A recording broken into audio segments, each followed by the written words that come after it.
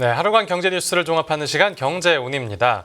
이란의 미사일 공격 이후 이스라엘 대응에 관심이 집중되고 있습니다. 이런 상황에서 조 바이든 미국 대통령이 이스라엘의 이란 석유시설 타격 가능성을 시사하면서 국제사회가 술렁였는데요. 오늘 뉴스 포인트는 관련 내용으로 출발합니다. 지금 자리에 홍경표 기자 나와 있습니다. 안녕하십니까? 안녕하세요. 네, 중동 정세가 복잡하게 돌아가는 상황에서 이 바이든 대통령이 또 실언을 한 걸까요? 네, 이란의 미사일 공격에 대한 보복 방침을 밝힌 이스라엘이 이란의 석유 시설을 타격할 수 있다는 관측이 나오고 있습니다. 네네. 이런 가운데 조 바이든 미국 대통령이 간밤에 이스라엘과 관련 논의를 진행하고 있다고 밝혔는데요. 네.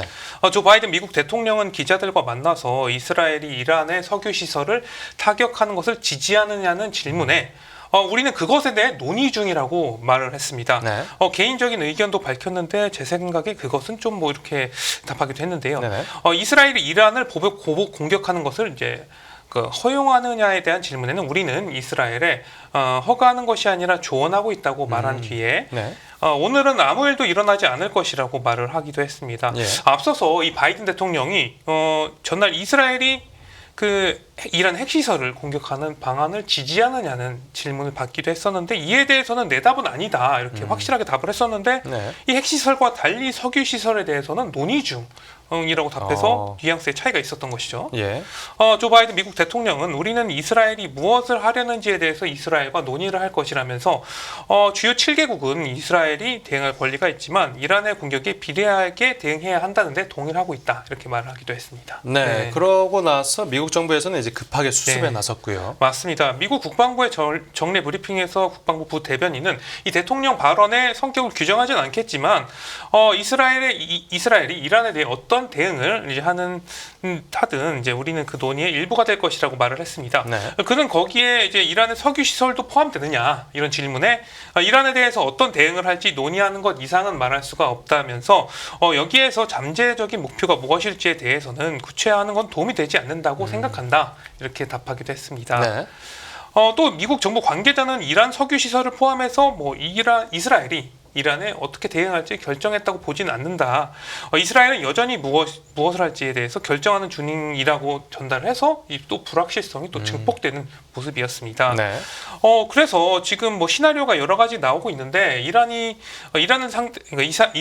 이란을 상대로 취할 수 있는 카드로는 요일 암살로부터 군사 시설 정밀 타격, 석유 시설 공격, 심지어 핵 시설 공격 가능성까지 다양한 선택지가 지금 거론되고 있는 상황이라고 볼 수가 있겠습니다. 네. 그런데 이 바이든 대통령이 또 중동적 확전 가능성에 네. 대해서는 아니라고 또 선을 그었습니다. 맞습니다. 이 조 바이든 미국 대통령은 백악관에서 이 중동의 전면전을 피할 수 있다고 얼마나 확신하는지에 대한 이제 질문을 받았는데 네네. 우리는 전면전을 피할 수 있을 것으로 생각한다고 말했다고 오늘 오전경 AFP 통신이 보도를 또 했는데요. 네네. 바이든 대통령은 전면전은 없을 것이라고 믿는다고 덧붙였는데 다만 해야 할 일이 많다 이렇게 부연하기도 했습니다.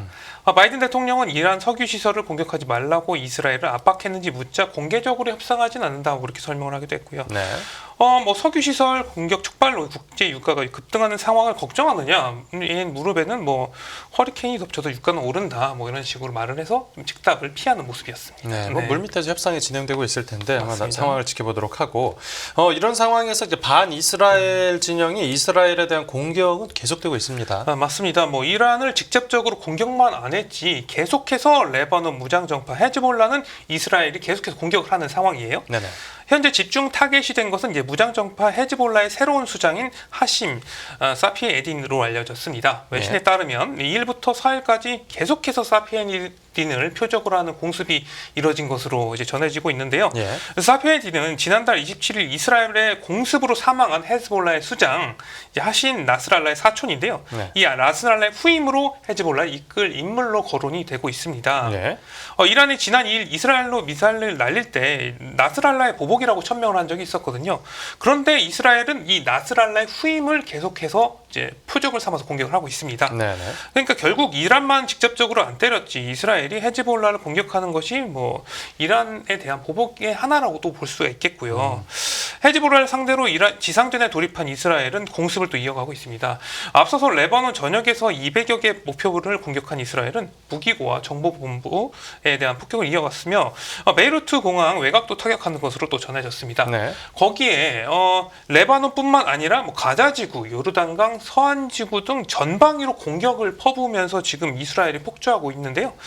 지상작전 개시 이후에 레바논 곳곳에서 헤즈볼라 교전이 이루어지고 뭐 이스라엘군 전사자가 나오는 상황에서도 이스라엘은 오히려 전장을 확대하는 모습이라고 볼 수가 있겠습니다. 네, 그리고 이제 금융시장 영향도 살펴보면 중동 사태가 다시 불거지면서 국제유가가 크게 튀어오르는 모습을 보였는데 네. 이 이후 흐름은 어떻습니까?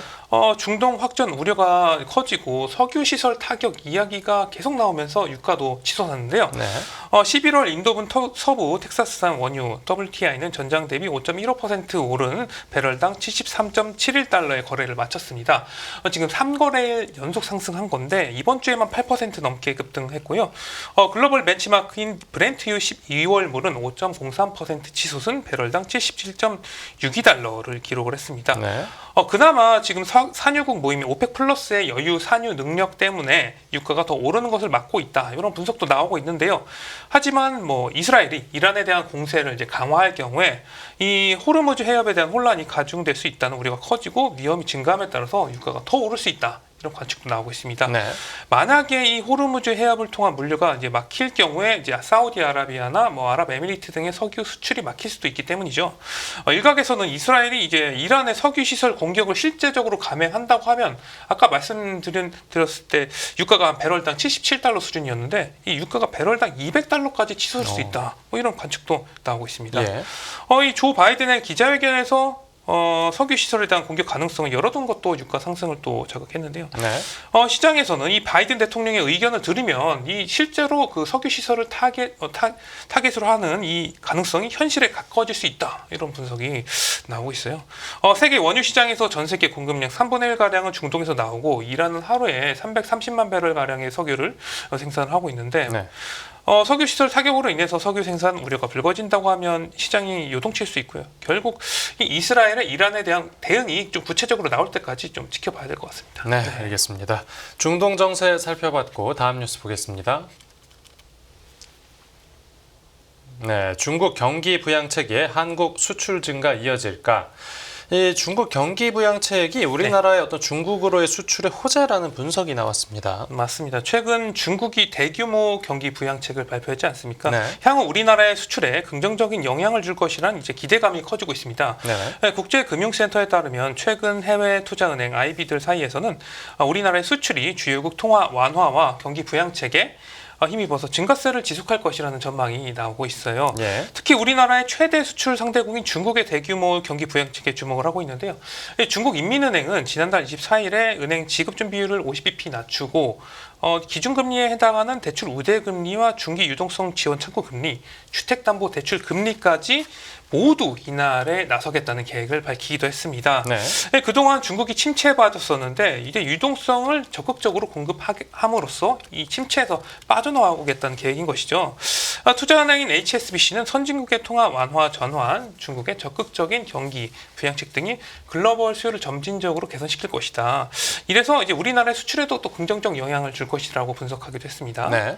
또 다른 투자은행인 시티도 중국 정부가 경기 부양을 강하게 시사함에 따라서 우리나라 경제에 미칠 파급 효과가 기대된다면서 이 중국의 연간 GDP 성장률이 1%포인트 상승할 경우에 우리나라 연간 GDP 성장률은 0.18%포인트 오를 것이라는 분석 결과도 제시했습니다. 네, 들어보면 이제 대체로 낙관적인 전망들이 많은데 반대 의견은 혹시 없습니까?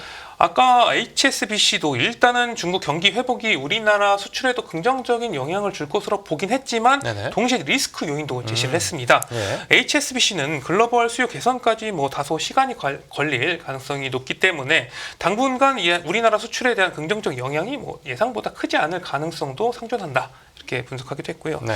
시티도 중국의 경기 부양 측이 이제 자국 내 소비와 투자를 우선하는 과정에서 우리나라의 경제에 미치는 영향이 다소 제한적일 수 있다. 이렇게 언급하기도 했습니다. 네. 국내 금융시장 전문가들 역시 지나친 낙관론은 경계해야 된다 목소리가 나오고 있는데요. 유진투자증권은 부양책은 언제나 시차가 소요된다면서 대중국 BIT 수출이 구조적인 감소를 보이는 상황에서 중국의 부양책이 우리나라의 수출에 어떤 낙수 효과를 보일지는 상당히 불확실하다 이렇게 분석하기도 했고요. 네, 알겠습니다.